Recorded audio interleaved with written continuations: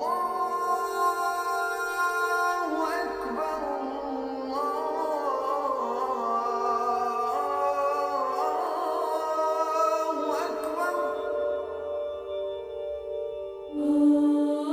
to the fourth series of Understanding Islam. This is week 2, when we're going to look at the spread of Islam outside the Middle East. Now, last week we saw the way in which the military conquest of the first 120 years established an Islamic empire by force of arms from the Middle East, spreading as far as Spain, the North African coast, up as far as Azerbaijan and Armenia, down as far as the Sind. But the reality is that 85% of Muslims in the world today are not native Arabic speakers. Therefore, Islam has spread far and wide outside this core territory of the Middle East over the centuries. Today's task is to see, how did that happen? So I want to look at the concept of the spread of Islam in two ways. First of all, the spread of Islamic influence and Islamic rule, but secondly, the spread of conversion to Islam, because that's quite a different thing. Now, we know that it takes 400 to 500 years for the original heartlands of the Islamic Empire to become majority Muslim. Most of the people who lived in that territory at the rise of Islam were Christians, Jews, Zoroastrians. The Quran speaks of these people under the collective name of the Ahl Kitab, the people of the book, the people of the earlier revelation. And they have a special privileged place within the Islamic system, because those are the people who were the followers of earlier prophets, earlier revelations, an earlier way of life, a Sharia. 4 groups are mentioned in the Quran under the title Ahl Kitab. 2 of them are explicit. Those are the Jews and the Christians. 2 of them are a little harder to work out. Those are the Magians, and they're normally identified with the people, the Zoroastrians of Persia. You remember the coming of the Magi, the stargazers, the astronomers, the wise and learned ones of Persia, who were an earlier monotheistic tradition. And then the 4th group are called in the Quran the Sabaeans, and these are normally identified with the followers of John the Baptist, the prophet Yahya, who were the Mandeans of Iraq. So these 4 groups then are accorded the special privileged status of being Ahl Kitab according to the Quran. They have rights within the Islamic Empire. They have the right to continue in worship, in private but not in public. That means in their homes, in their synagogues and churches, but not in the streets. They have the right to pass on their faith to their children, but not to seek to make new converts. They have the right to keep their existing buildings and to repair them, but they don't have the right to build new ones. They can be the servants of Muslims, but they cannot have Muslim servants. They are to be protected by the Islamic army. In fact, the term Tsimi is used, the protected people, to speak about these 4 groups. But they are not allowed to be part of the army, because the army is an extension of the Islamic political nature of the empire. And instead they are to pay a special military tax called jizya, and this tax is to help support the army. They can be members of the administration, but they can't be members of the executive, because the rule of the empire is in the hands of the Muslims. Now, I would call this a kind of institutionalized second-class citizenship within the Islamic Empire. But we have to say very clearly from the beginning, historians would agree, much better to be a Jew or a Christian living under Muslim rule than to be a Muslim or a Jew living under the rule of Christendom in Europe. Interesting also just to remember that in the time of the Mughal Empire in India, Hindus were also accorded the status of people of the book, those who followed the Vedas. So these are the privileged citizens then of the Islamic Empire at the rise of Islam. So now we have to face the question, how did these people convert to Islam? Over what period? And what were the motivations? First of all, we must be clear that when we sometimes hear Islam was spread at the point of the sword, this is not true when we're talking about the faith of Islam. Of course, we've seen that the Islamic Empire does spread through military might, but conversion to Islam takes generations and indeed centuries afterwards. But the Quran is clear. There is no compulsion in the ways of Islam. You are not to be forced to convert. Now, if we think about the different types of Christians who were present under this new Islamic Empire, we can see that in North Africa there were Arians who did not teach the divinity of Jesus, and in Iraq there were Nestorians who did not emphasize the divinity, and therefore their conversion to Islam was, if you like, a shorter step than for some other Christian groups. Like, for example, in Egypt we have the Monophysites, who did stress the divinity, and in Byzantium and in Spain under Catholic Western Christianity, then we get both divinity and humanity being stressed together. And so therefore the conversion in these two territories is rather slower. And indeed we can see that there are significant numbers of Christians who have remained throughout the Muslim centuries in those lands. We can only just think of Egypt, for example, in which there are millions of Coptic Christians that remain today and have retained their Christianity throughout the Muslim centuries. It's very important then for us to remember that the history of rule under Islam has been characterized by plurality and by living together in relative freedom, relative peace and harmony. Christians, Jews and Muslims living under Muslim rule. What we're seeing in some places around the world today, attacks on Christian churches, Jews being expelled from some Muslim lands and being sent off to the state of Israel, these are aberrations of the modern period. This is not the way that it was throughout Islamic history. But if we look at the motivations then for conversion to Islam during this period, I think that we can see 5.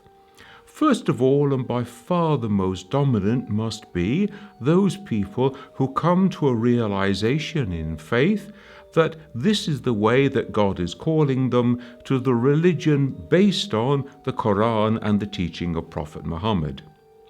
Secondly, there were those people who wanted to relieve themselves of the burden of paying this military tax, the jizya, although then they had to pay the Islamic taxes, the zakat, and that was not always going to be a better option. Thirdly, critically, if you were not a Muslim, you couldn't join the army.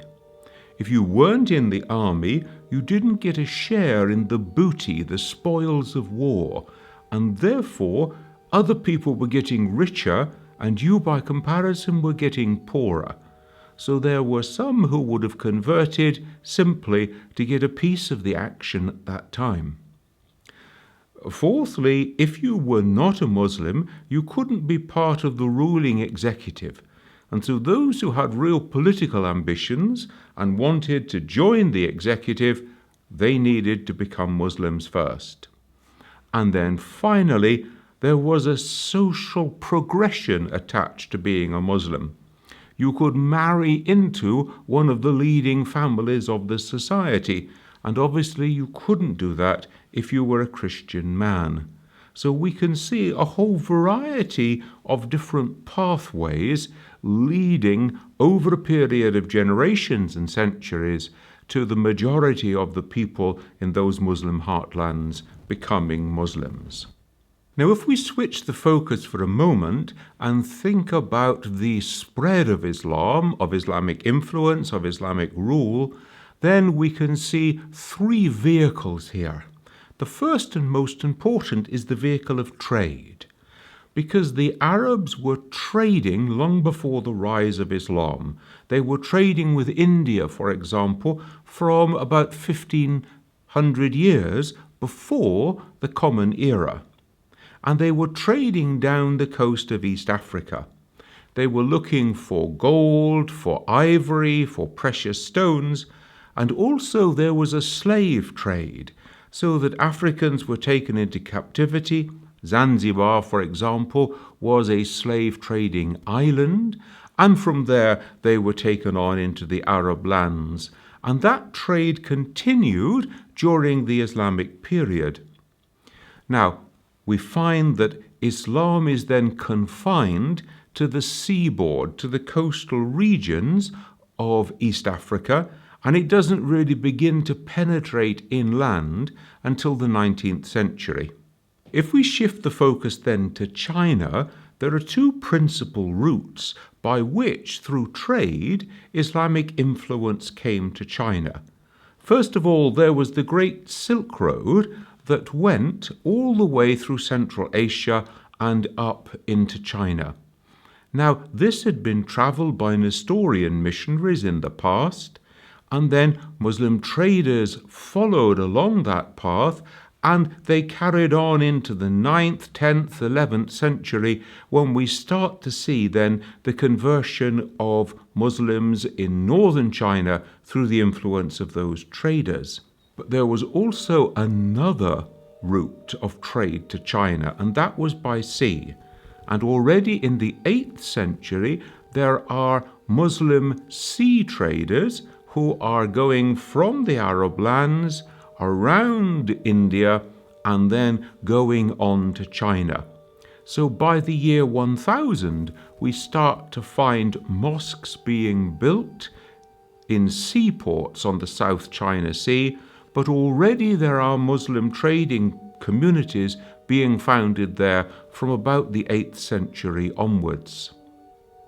And then finally, there's another route into the very northern parts of China where we find the Turkic people, and they are converted to Islam really in the 15th and 16th centuries. India becomes always a very important place if one is thinking about going to the Far East, because India becomes a staging point on the way.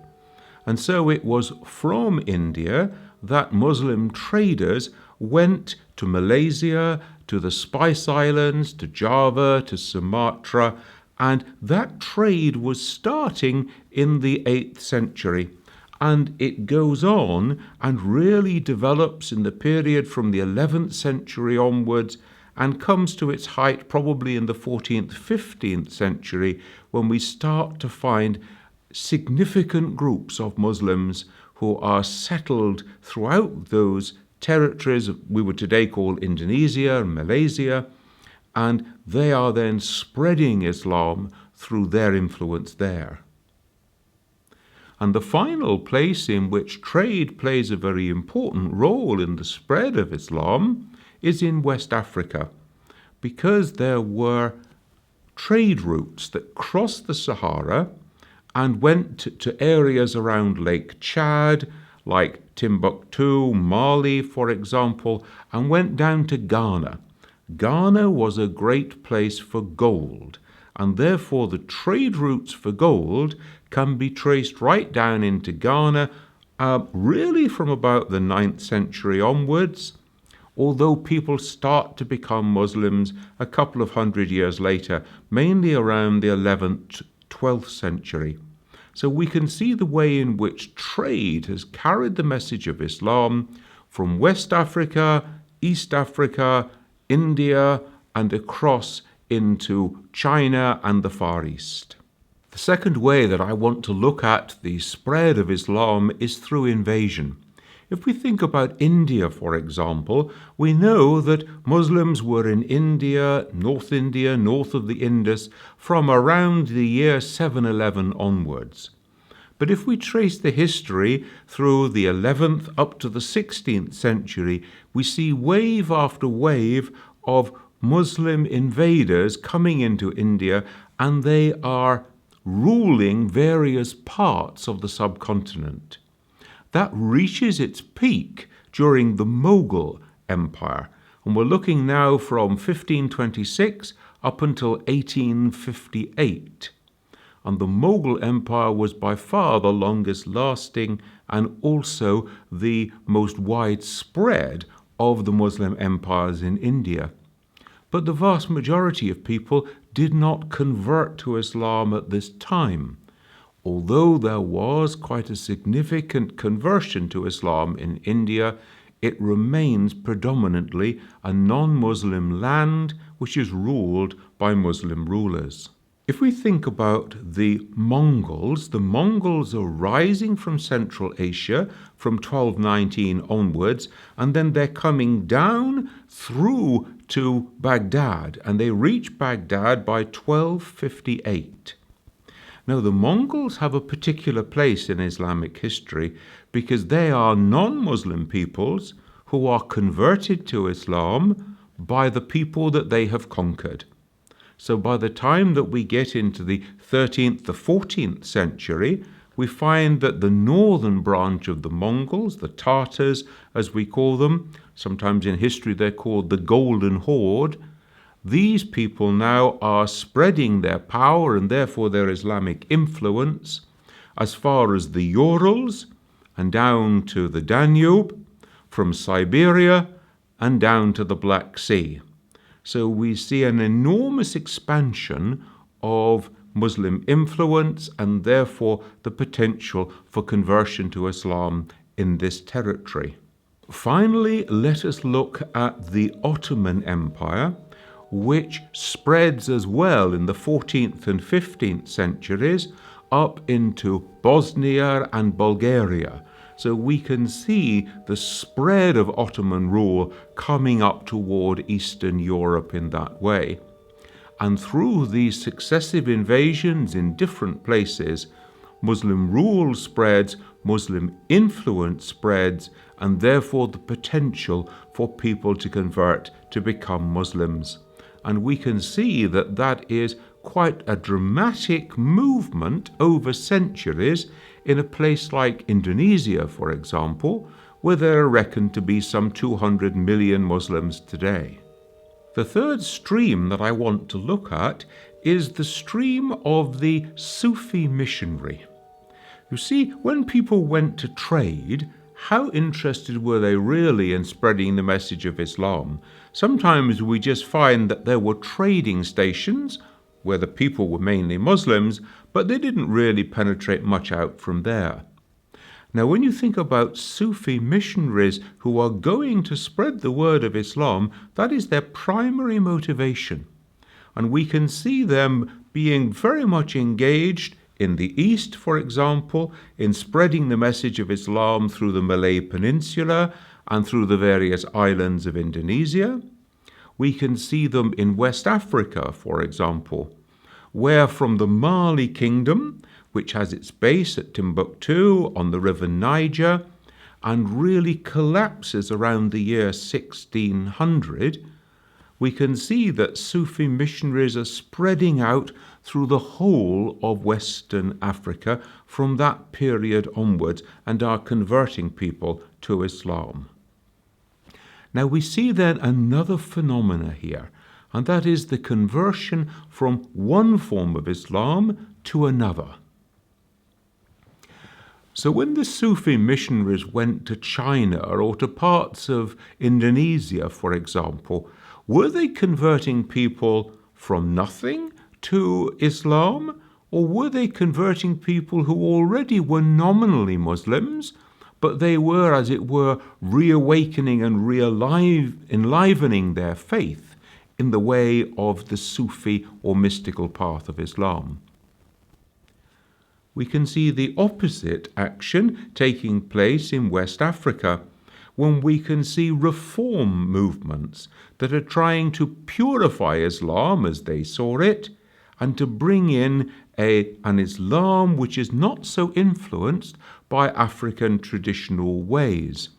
And so then we can see Sufi Muslims who are being brought to this more purified form of Islam under people like Uthman Dan Fodio, for example, and therefore we can talk about the 17th to the 19th century. We can think about the founding of the great Sultanate of Sokoto in northern Nigeria in the 19th century, and we can see that we have another dimension then, the spread of Sufism and therefore the spread in one direction, and then another wave coming in West Africa where people are being called from a Sufi following of Islam to a more puritanical, a more reformed form of Islam. Let's go back to the other meaning now of the spread of Islam and think about the reasons for people converting to Islam during this later period. We're really looking from the 13th century onwards, but often more from the 16th century onwards. Now you can see that by the time you get to the 13th century, then you have got a much more sophisticated, developed understanding of Islam than you have in the very early centuries, because you've got a theological development, a literary development, you have more of a mystical dimension to Islam, and so the Islam that is presented has more flexibility about it, has a richer depth and variety than the very early period of Islam during the first Muslim expansion. This richness then enables Islam to adapt to various communities and various different places when it encounters them. And so sometimes we see, for example, in a place like India, we have what we call multiple belonging. People are Muslim, but they also continue to follow some of their earlier practices too. It's also important to see the role of leaders here, group conversion. So the king, the chief, the leader of society changes and becomes a Muslim, and this then brings the people along with him. Either they follow him by their own choice, if the king is doing it, we should do it too, or he in effect converts the religion of his community through his own choice and his own conversion to Islam.